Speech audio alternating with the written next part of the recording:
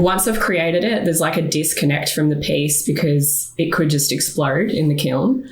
And I don't want to be heartbroken all the time when that happens.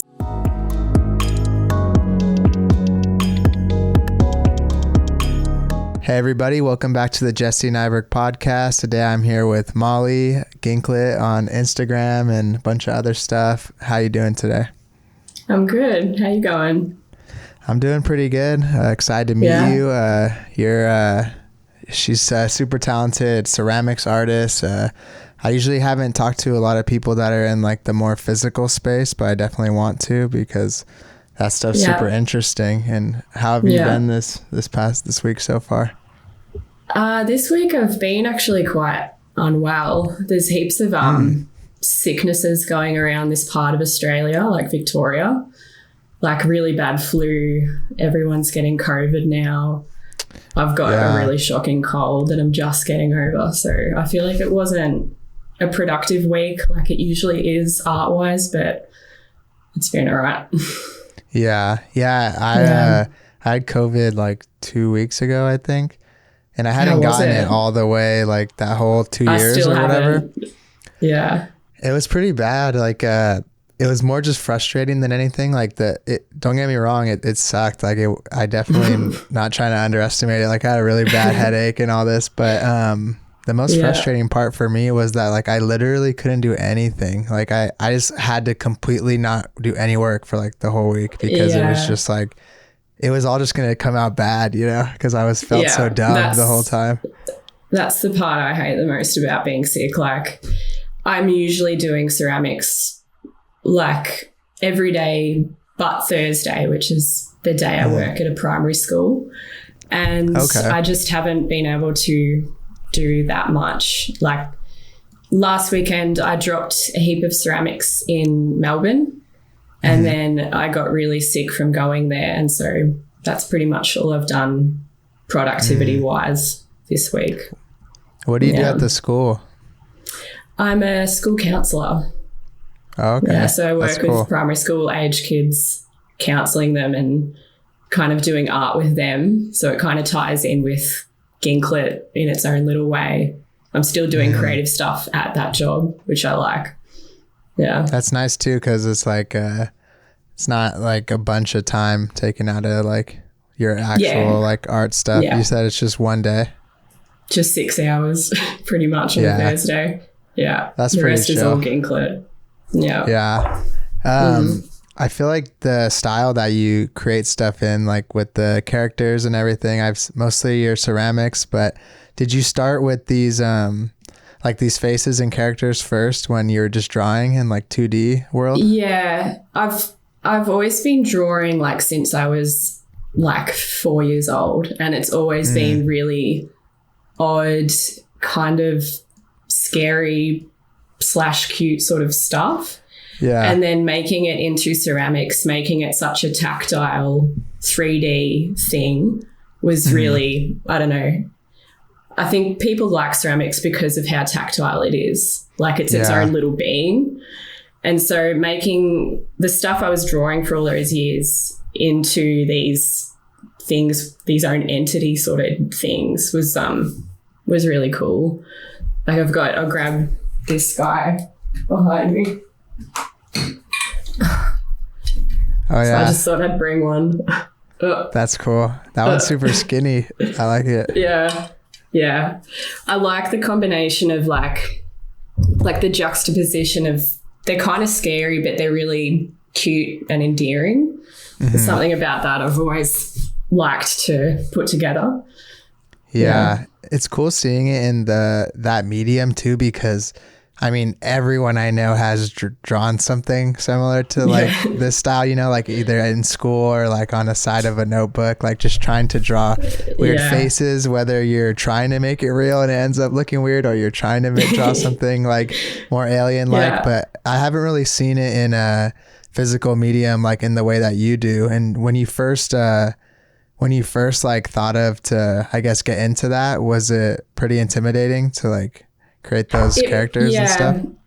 I think it's intimidating because ceramics by nature is so like there's so many steps and there's so much to get your head around, like the different clay, the glaze and clay needs to be correct for the certain temperature you want to fire it at.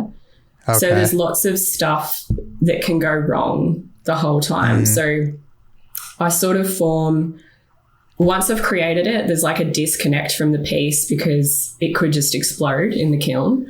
And I don't want to be heartbroken all the time when that happens. So I kind of, I don't know, I make them and then when they're done, I'm disconnected from that piece.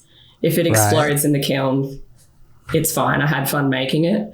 So like drawings and stuff, they're solidified right there and then. There's no chance of it exploding. Ceramics is really risky for that sort of thing.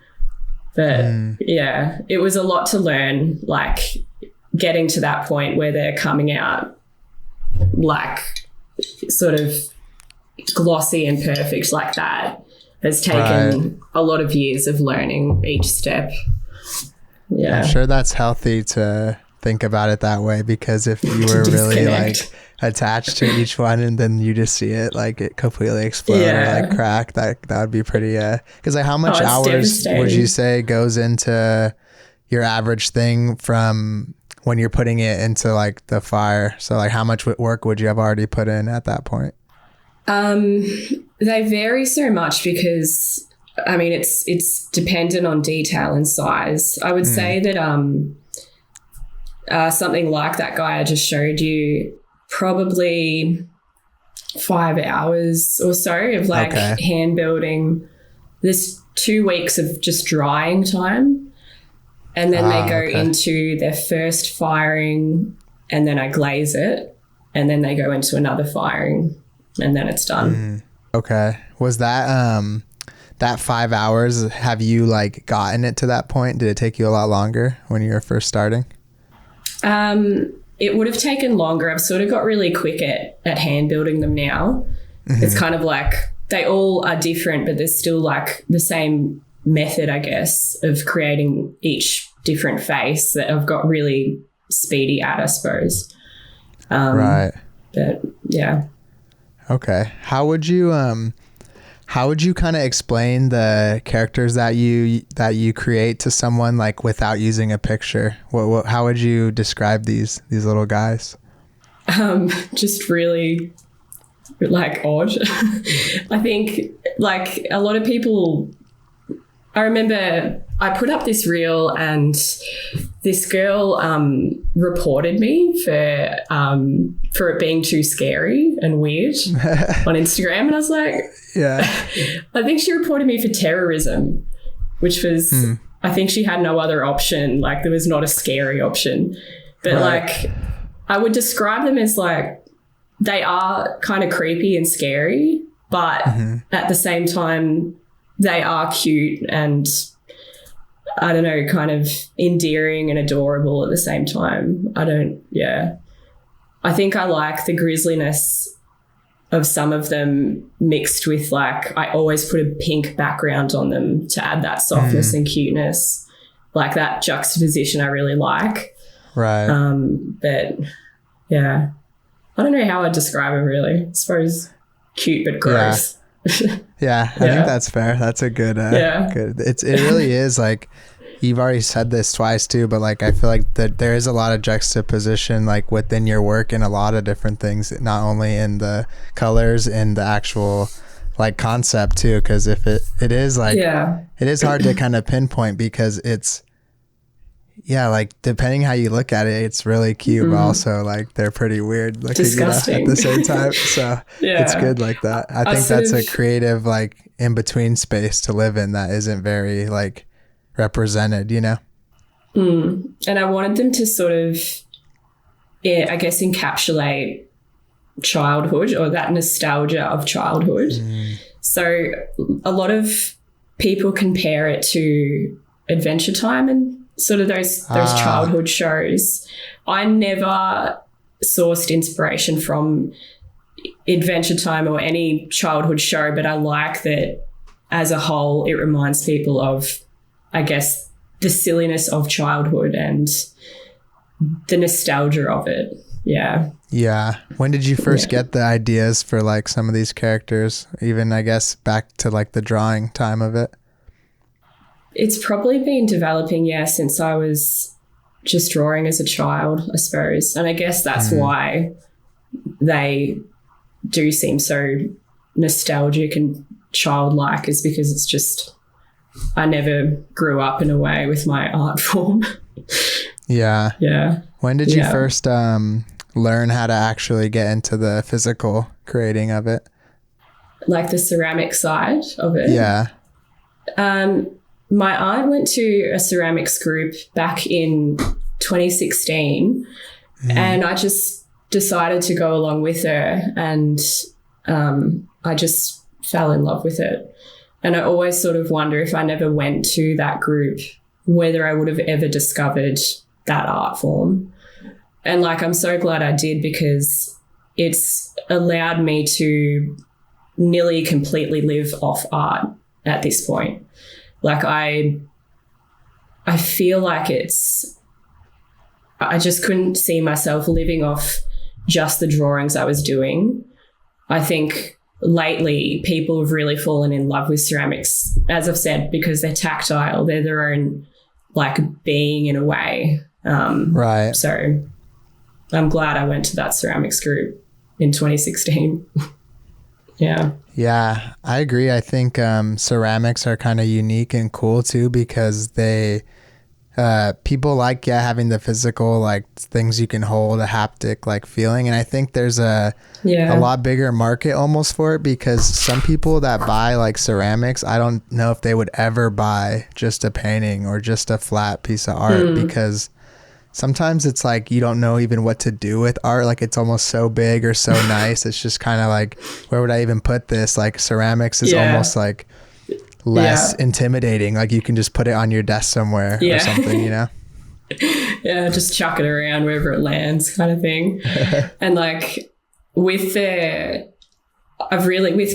I've liked being able to incorporate a lot of humor into the whole thing, like because they're their own sort of entity, and so being able to make like really stupid videos with them has been really fun. And like that's been I think there's a lot of value in making people laugh, and being able to do that with these sort of things. Like I can just make a video of him sitting up in bed with a cup of tea or something, and like just really stupid stuff like that has been really fun as well. Yeah. When did you first get the idea to do, like, I've seen some of your videos where you're kind of like going throughout the day like with one of the pieces and it's like you're going on a little adventure? I think me and a couple of friends just thought, like, we were looking at him one day and just thought we could fully make funny videos with these things, because they are like their own person.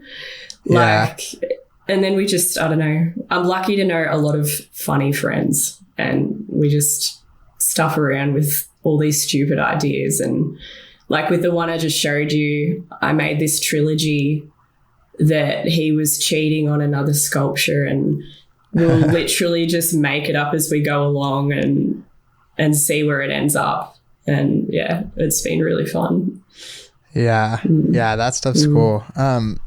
I was curious too, just because like I don't know a lot about what goes into like the entire process of like ceramics, because I've done a class before, but I wasn't very good at it. I think I created like a bowl or something, and that one like class gave me like an instant like respect, like times 10 for anyone that makes that stuff. But I was curious if you could take me a little bit through the process of like if you were going to create one of your maybe medium-sized sculptures. So was that class like throwing on a wheel? I take my hat off to those people as well, because I can't throw on the wheel. That's a whole other beast. That makes me feel better. I can't do that. So I use like the coil method to build up the shapes, and that's a process of rolling out the clay and sort of like snaking it around a base over and over until you've built up a shape, and then you smooth the edge with your thumb until you get the shape you want.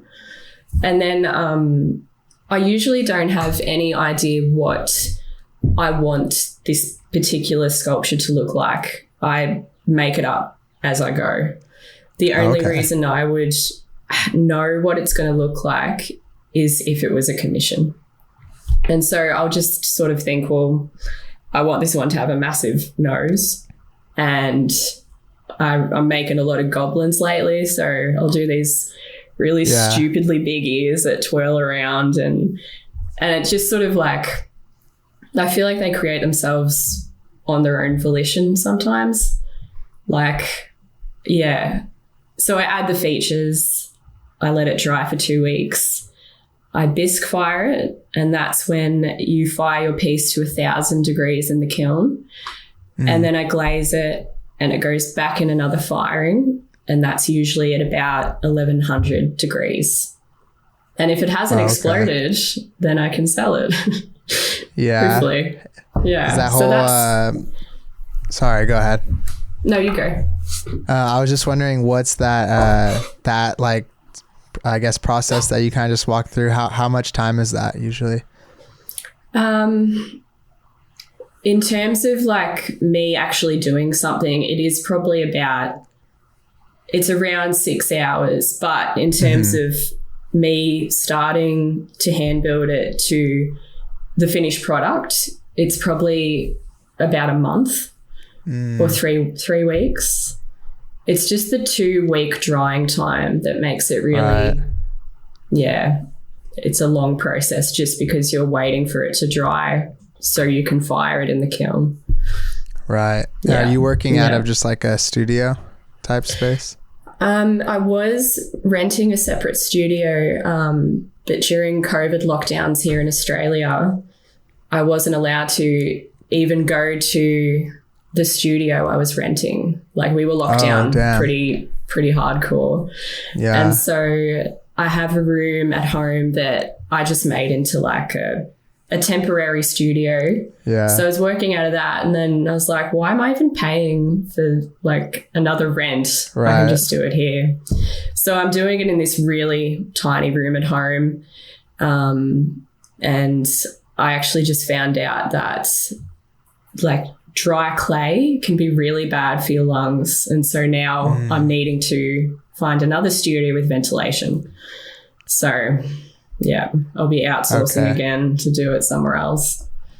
Yeah, that's crazy. I didn't know that you wouldn't even have been able to go to like your own other property, or I guess not property, but rental space or whatever. Rental, yeah. I was literally renting it, and we had a few pretty heavy lockdowns in Australia.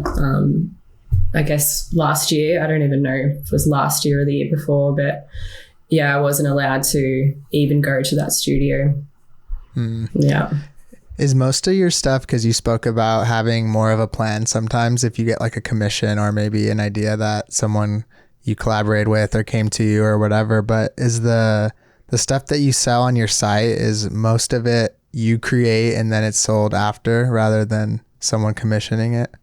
Yeah. So I find commissions, even though they're sort of like a guaranteed income, I find them really challenging, because I think people, they will tell me what they want and they have this idea in their head, and with commissions you can never really you can't match what's in their mind. And right, I'll create commissions and I can tell they're not fully happy with them, and I'm like, you don't have to buy anything you don't want to buy. Like I would feel terrible making someone pay for it if they're not fully happy.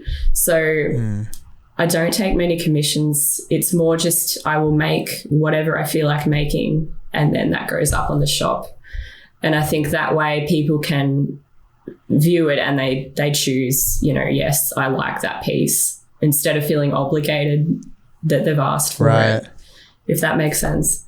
Yeah, that makes sense. That also what you do is so much more like labor intensive than like, so with design, like I have clients sometimes, like we have to do some revisions, or like something didn't turn out exactly how the project, whatever, whether it was my fault or theirs or a combination of the two. And then it's not, I wouldn't say it's easy, but it's like relatively possible to just go in and change stuff. But I mean, with ceramics, you kind of have to start over, right? Like, yeah, it's so permanent. Like, by nature, ceramics is permanent. I guess when that happens and I say to the client, like, don't feel obliged to buy this, like I can make another, and the hope is that what I have made for them I can just sell on the website anyway. Okay. Yeah. But that works. Yeah.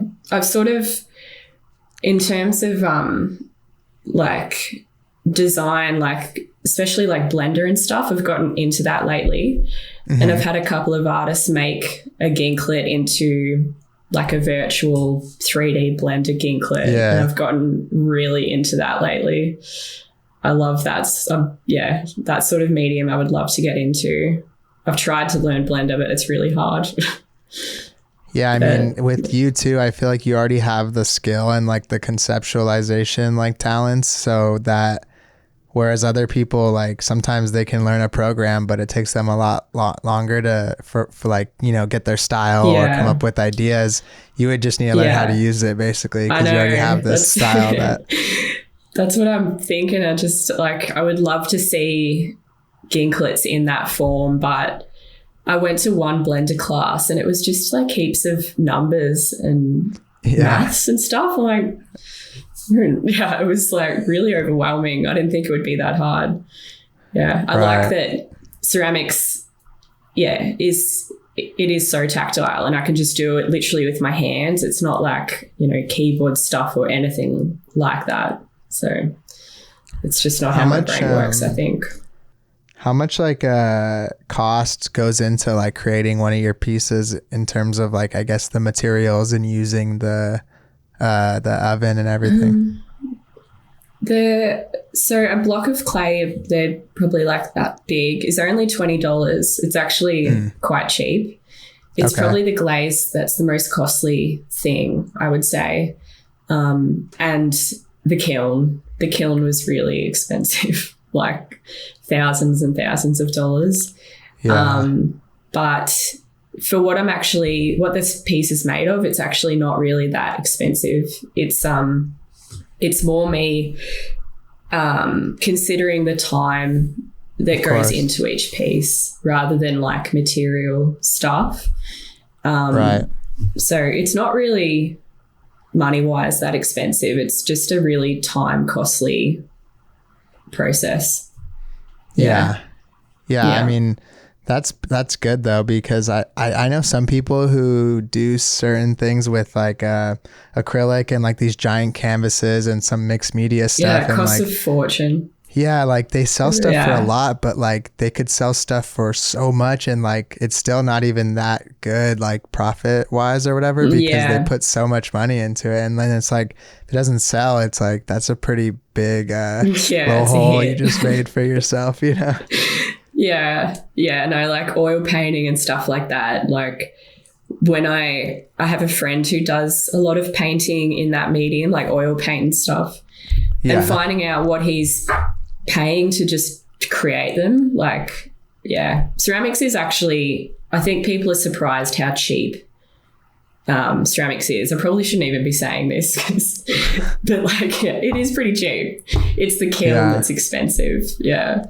Right. But also like, I don't think that some things cost by any means like warrants how much you should sell it for or charge or anything. I was just more curious, you know, like how much something actually costs, because like if I'm commissioning you or buying one of your characters, like I'm not thinking like, oh, it cost this much because it was so expensive for her to make. I'm thinking like, this clay it takes her a lot of time. Right.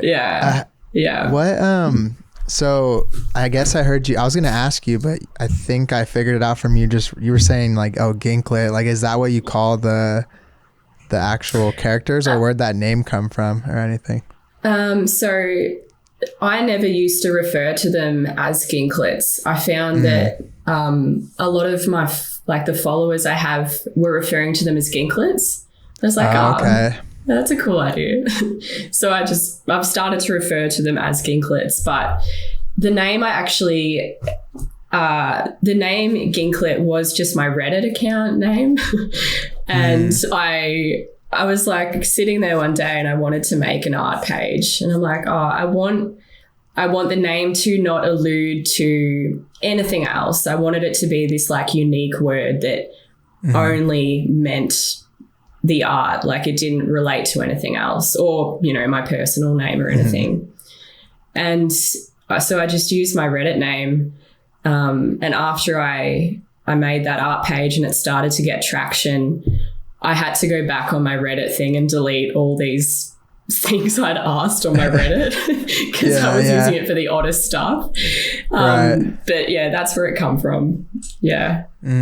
Okay. Yeah. I have people ask me sometimes, like with the like glue or like permanent glue thing, like where did you, like what is that? Like, does it mean anything? And it's like a similar thing. Like it was from like Xbox, like just playing online, like video games. That was my name on there. And then one day, sometime in, I don't know, middle school or early high school, everyone was making either Instagram and social media and all that. And I was like, I'm just going to use that for everything because that's what I would think you would do. It's a cool name. And I realized everyone just used their name, but I was like, nah, I'll just keep this one. It seems better.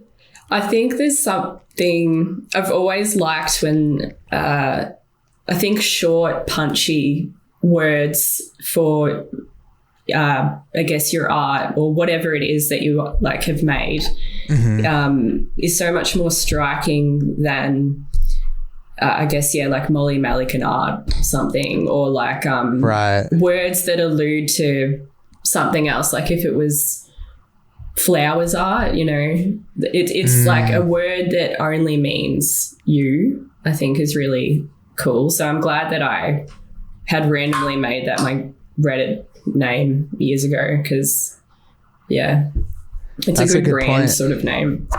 Yeah, because there's no I mean, I think now after following you for like a little bit, I think of your stuff when I see that word, but before that there's no real like connection in your head you could really make to anything. Like I don't even know if like I typed in the word on Google, you know, and the only thing that comes up is like something related to you. So that's good, all you know, my weird Reddit questions. Hopefully not. No, I don't think so, but I don't want, hopefully not. What, I was going to ask you too, I read online, I think it was just another interview you did that was like a written one, and you were saying that sometimes you find it hard to like part with your pizzas and things because ceramics is like very labor intensive, and I was curious if you've ever like created something for someone, then you've liked it so much that you didn't want to sell it anymore. I used to feel that way back when I started. I think because it was such a new and exciting thing, and especially when I started to really refine my skill, it was hard to part ways with it. But these days, I think because it's turned into, like, originally it was just a passion project and it's slowly become a business. And so parting ways with it now, it feels a lot easier, and I'm less attached. I'm less attached because they could explode already, but I'm less attached because it's become my income. So it's become a lot easier. But I think making that switch from doing the art because it was a cathartic thing that I enjoyed, and slowly it transforming into an income thing has been like a double-edged sword in a way. I think because I've always wanted to make a living off art, but I need to be careful that I'm not, just sitting down and creating because I need money. I want to still do it just because I love doing it. So it's been an interesting transition. Yeah. And yeah, as you asked, it's become easier to part ways with them now that it's become a business. Yeah, that makes sense. There's like a weird fine line too between that stuff. Like sometimes I feel like, you know, I'm more in like, I think I've always been more geared in like a business world because like going to school and like design, like it's always kind of had this connotation more towards like, you know, working with clients and like working at a place rather than like, I wouldn't even have considered myself like an artist necessarily until like the past few years when I started experimenting with some of my own like practices.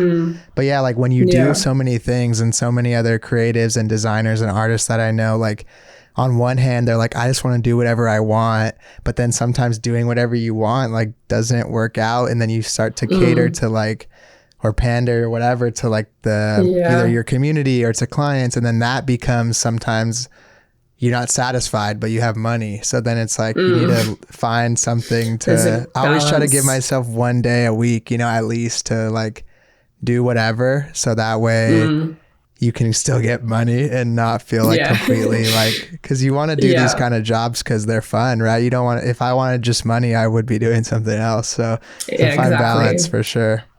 Yeah. It's, I think it becomes, well, especially with, I guess, not so much design, but art forms like ceramics. I think I have witnessed other artists. I can literally see something switch where they're not creating simply for the love of doing it. It's become, I need the next paycheck. And sort of sometimes the quality of art can drop off because it's become less of an internal thing and more like an external drive.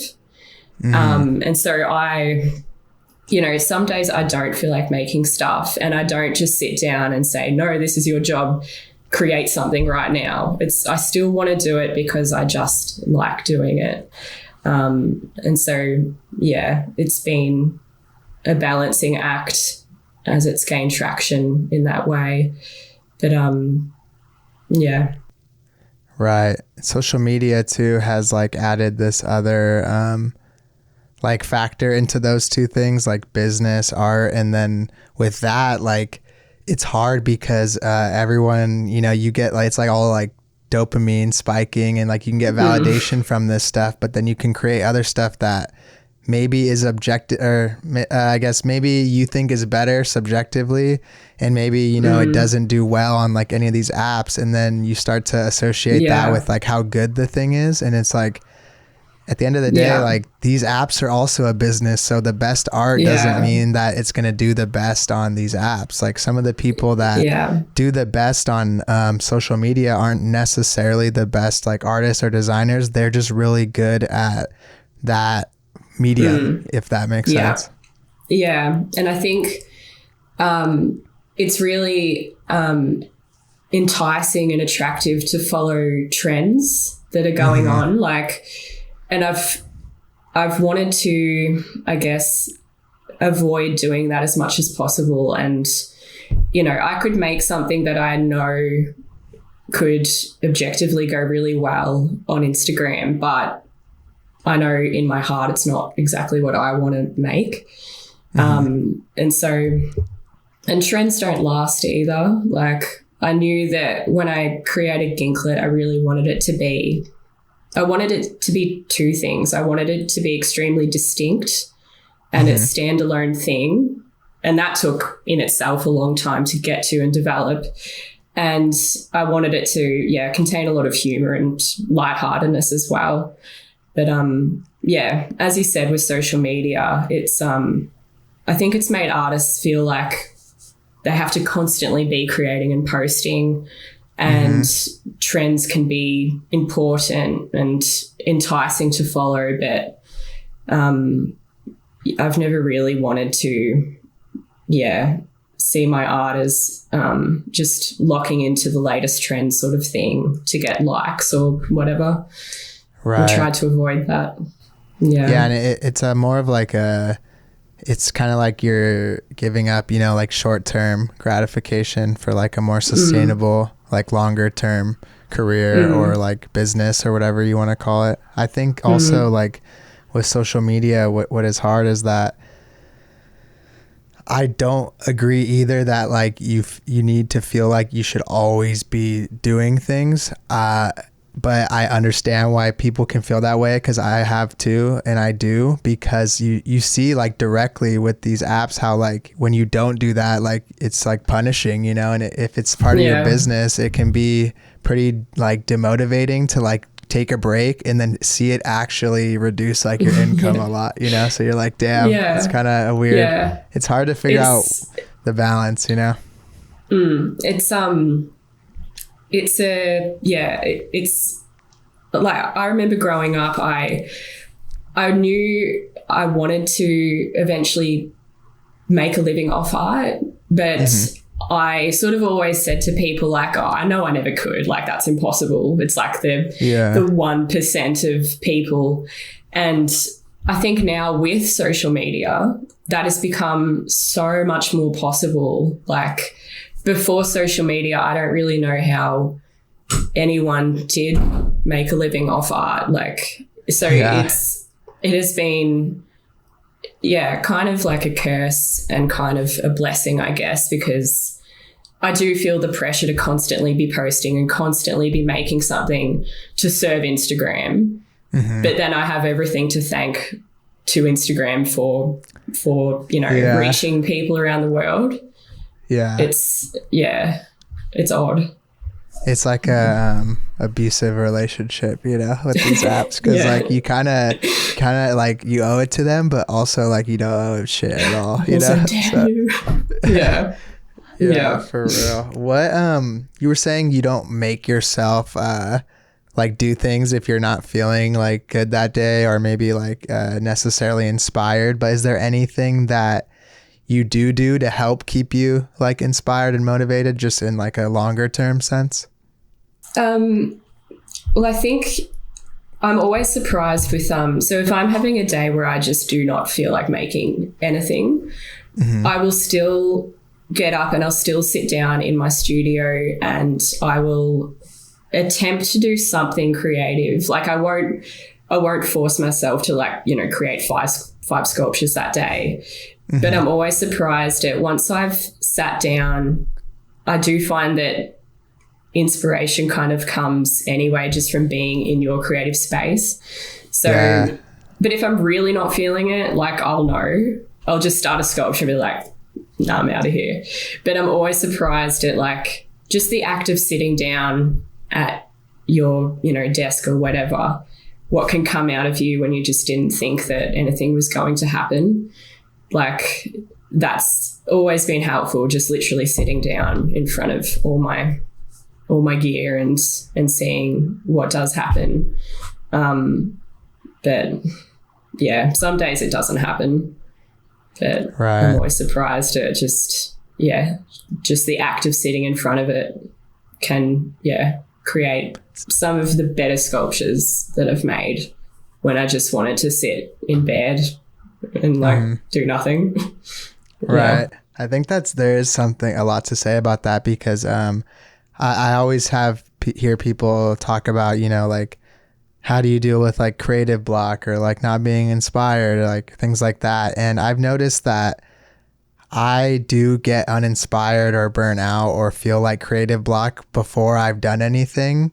But I do find that once I start, no matter what it is, even if I'm just like, this is just going to be like some bullshit, whatever, getting in the act of like actually moving, it's hard to get blocked for me at that point. It's the act of starting that like is the barrier, not the actual like halfway through, like what do I do type of thing. Yeah. It's the act of, literally just like offering yourself to create something. Like it's, like I think people have a lot more potential than they think that they do in terms of like, it was only until I was 22 that I decided to actually give it a go. Like there was a story I was just telling myself where I will never make a living off art, and so what's the point in even trying to start? I feel like even like sitting down at your desk is offering yourself a chance to, create something, to just start and see what happens. Like, I think people have more potential than they realize. Some people are just 100%. too worried to even begin or give it a try. Like, yeah.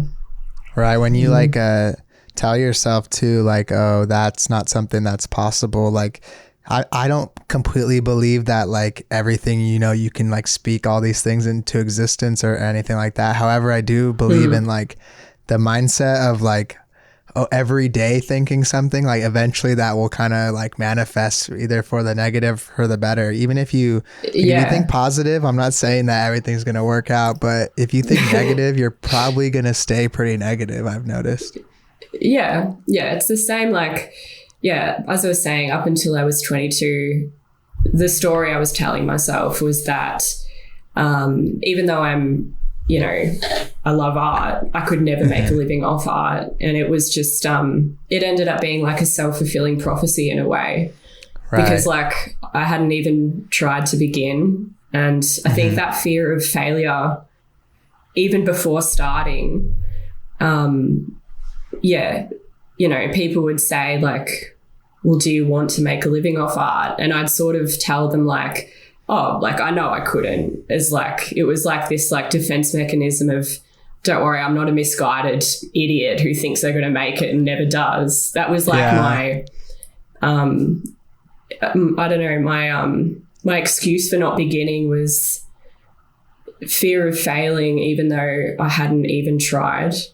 And I think a lot of people, they do that, and I still do that in other aspects of my life. But yeah, I think Ginklet, seeing that grow has been really liberating, and like it's shown me that the little things I tell myself that I'm not capable of are not necessarily true. Because I doubt myself a lot in so many aspects, but Ginklet's been a really good proving to myself, I guess. Yeah. I mean, you should be proud. It's dope. I love seeing all the little creatures all the time. Or I guess Ginklet's community Ginklets, name given. I see this similar situation too, like in just the way you speak about something too. Like I have some friends who do things like either art, music, anything that's like in the more like creative entrepreneurial field or whatever. And like sometimes I'll meet people with them and they'll say like, oh, what do you do? And they'll name like the job they have that's just their normal job to pay for like the actual thing they like, the music or the art. And I'm just like, you got to say that thing because that's what you want to be doing, you know, like that's who you are. You're not the guy that works at this store, you know, like that. It's all, even something that small, I think can really make a difference on like, you know, succeeding in like whatever you want to be doing. Yeah. I think, I still find myself doing that. And I think one of the reasons I do is because I'm, I never want to, like, it's very important for me to constantly, I really want to stay humble, I suppose. And so if someone said, what do you do? It's just in my mind, if I blurted out like, oh, I'm an artist, it just sounds, I don't know. I always say to people that I'm a school counsellor, and I do that one day a week. And I don't know why. I agree with you. When it's other people, I'm like, dude, just say you're an artist. Like, it's awesome. Yeah. And then when someone asks me, I'm like, oh, I'm a school counsellor. And I think, I don't know. I think, I guess it does come from just, I don't want to be the person who's constantly bringing up their art or sounding arrogant. It's a bad, I shouldn't think that way, but I find myself doing that too. On the good part of it, what do you think has been like one of your most memorable moments, like with Ginklet or just like your ceramics career? Honestly, it would have to be, I get a lot of, well, not a lot, but I've had a few messages from like mums on Instagram and they say that like I had this mum message me and she said that every night before she goes to bed, her 5-year-old son requests to go through my Instagram and just look at my Ginklets. And it's cool. Like it's those sort of things that I find like it still blows my mind that people are even looking at my art and like they're interested in it.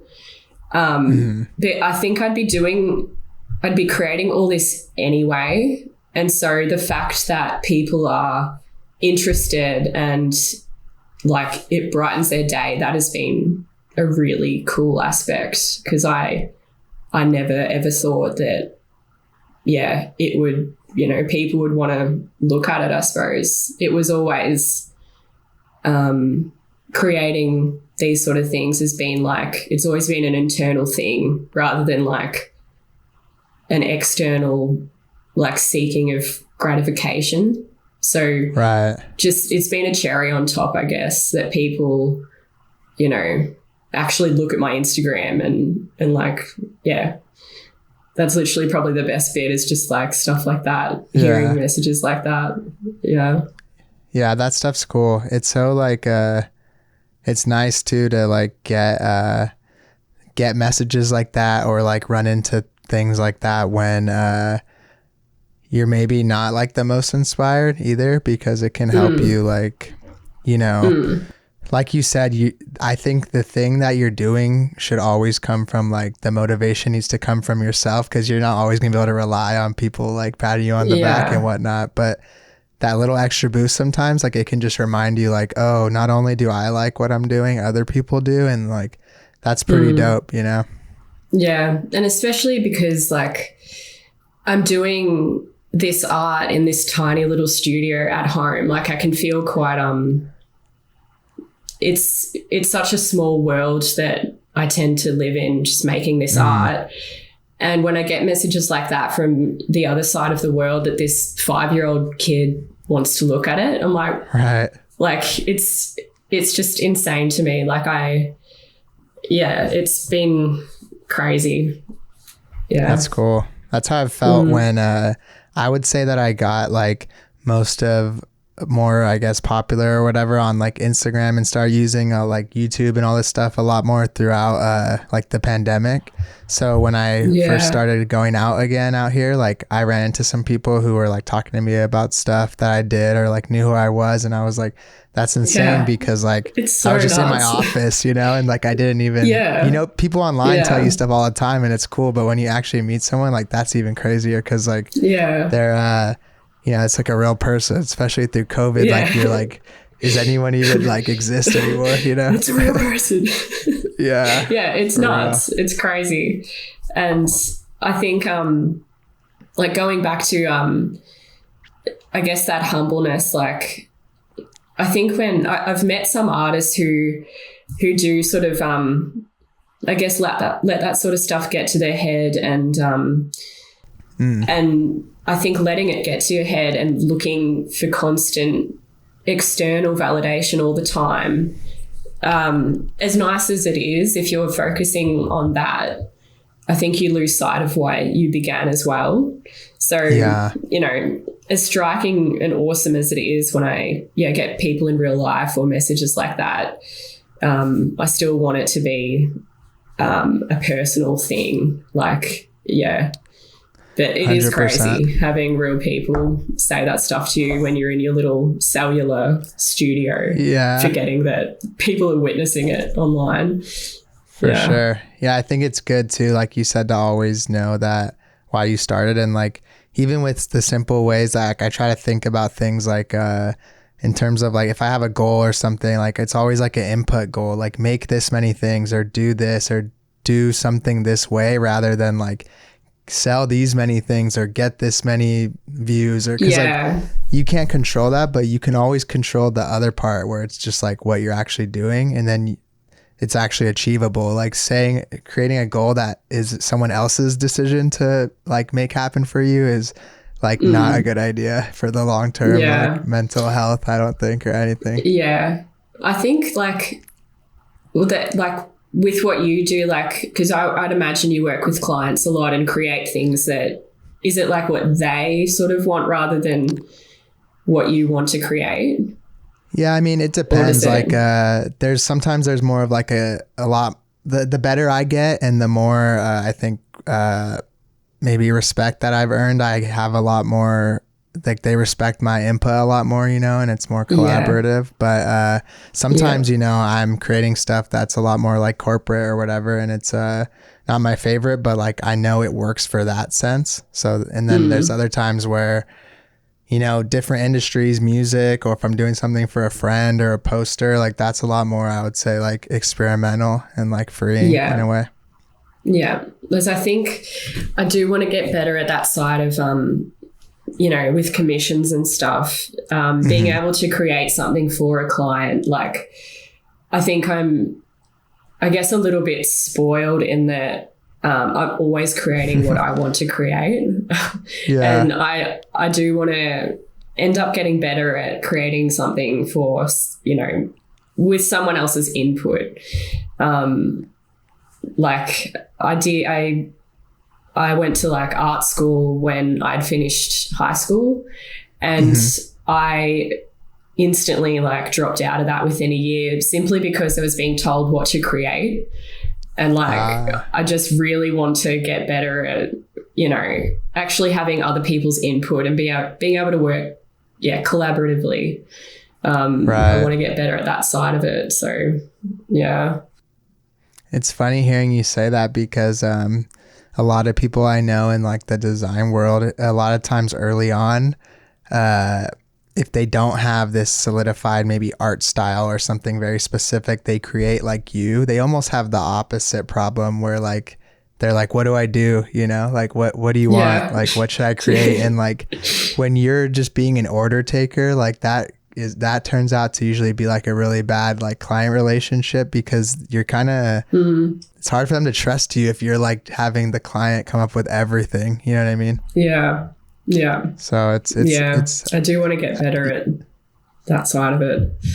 Yeah. I think you're on the better side though. That's a better problem to have than the other way around. The fact that you know what you can do on your own, I think that's stronger for the long term. You can always learn the whatever collaboration stuff later. Yeah. Like I think that when I'm collaborating with another artist, I suppose, like rather than just like a client where it's just someone's wanting to purchase a sculpture, I struggle a lot with that. But I've started to collaborate with other artists and like, I guess incorporating two art forms that are very distinct and like solidified has been fun. That's fun. Yeah, it's been really good. And I think you said that you saw my page through Casket Nap. Collaborating with, that wasn't so much a collaboration, but like, I guess seeing other artists and incorporating two completely different art forms has been really fun. But I just need to get better at actually working with clients, I think. What's funny is that was like 3 times like or whatever removed from you, because like the person I don't know who it was, someone I know put the Casket Nap thing on their story, and then I went into there, and then I was like, what is this? I didn't know who they were either, and then I go into there even further. So like that's the power of like something as simple as like just showing your shit to other people, it could really like actually work. Because I don't know how, I probably could have ran into it eventually, some other way, but like that was sometimes I get like that, like I'll just go down the little rabbit holes and like investigate everything real quick once I see something. I definitely agree though with the all the collaborations I've done in the past, the ones that always turn out the best are where me and the other person don't do the exact same thing, so it's easier to determine like the roles of each person. When your styles or medium are so similar, it's hard to divide up the work, I've found. I think like bringing two completely different art forms together often makes the best art, rather than like if I was working with another ceramic, like I don't think I've ever worked with another ceramic artist. It's always been another artist that has like a completely different art form, and you incorporate the two.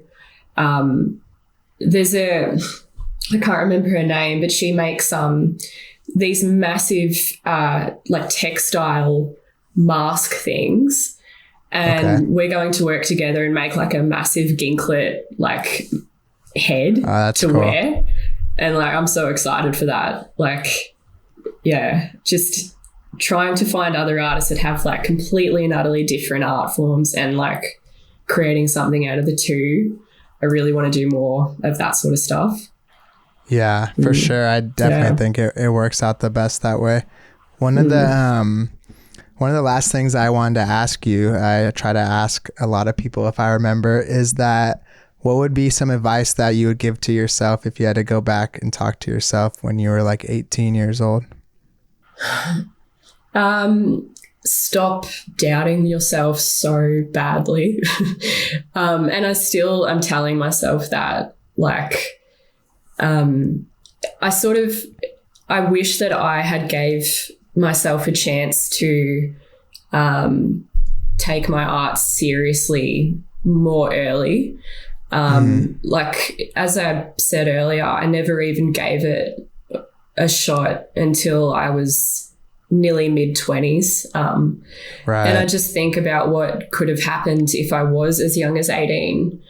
And even like just with so many aspects of my life, like doubting myself in general has been such a debilitating thing. Like if I could go back to my 18-year-old self and just say like, just stop being so hard on yourself in general. Like just, I think that'd be the main thing. And just having faith in what I'm doing instead of like, I think I often compare myself and my art to other people, and that has honestly been the most toxic thing I could have ever possibly done.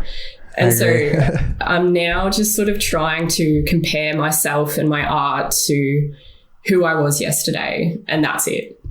So not anyone else. Like I can be inspired by other people, but I think comparing art and myself to other people has been, debilitating. And as soon as I switched my mindset to just comparing myself to me yesterday or the week before, that's been the most liberating kind of, inspiring thing for me. So I guess that's what I would say to my 18-year-old self. That's good. Just give it a go. Right. Yeah. I agree. I think that's everyone can benefit from that. And I also hard agree on the don't compare yourself to other people, because everyone's different. And especially like as long as you're getting better, that's all good. And I just want to say thank you again for coming on. It was really cool chatting with you and meeting with you. You and too. Everyone can check out Molly's stuff, Ginklet on Instagram, and her Big Cartel site. She has a bunch of cool stuff on there. Anything else you want to promote or throw out there before we get out of here? I don't think so. I'm currently in the process of making myself a standalone website. Okay, and that has been so hard. So hopefully it won't be Big Cartel pretty soon. But cool. Yeah, hopefully we'll see how that goes. But all right, awesome. Thank you again, and thank you everybody. We'll see you next time. Thanks, Jesse. Bye.